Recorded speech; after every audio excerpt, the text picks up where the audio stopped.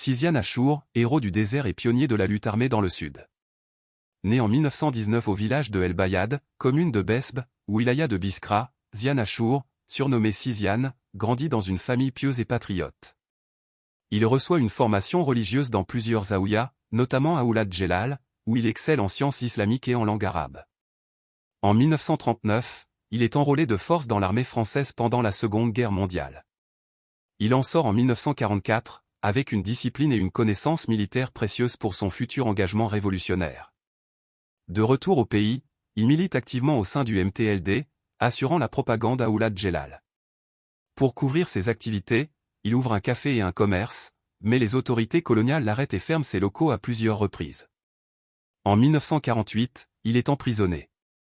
Devant les pressions, il s'exile en France, où il continue son action auprès des immigrés. Il revient en Algérie en 1952, mais subit encore arrestation et harcèlement.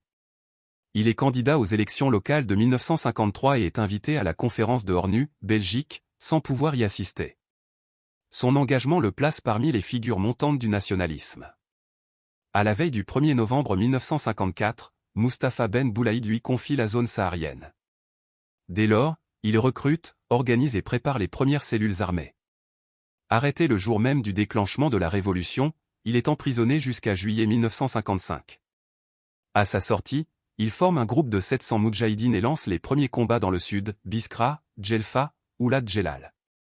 Fidèle à l'organisation nationale, il coordonne avec les chefs de l'ORS. En février 1956, il assiste à une réunion de commandement à Tafran, où il retrouve Si Mustapha avec émotion. Par la suite, il dirige de nombreuses batailles, y compris contre les dissidents messalistes. Le 7 novembre 1956, Siziane tombe en martyr lors de la bataille de Oued Khalfoun, près du mont Tamé, aux côtés de 5 compagnons. Il avait 37 ans.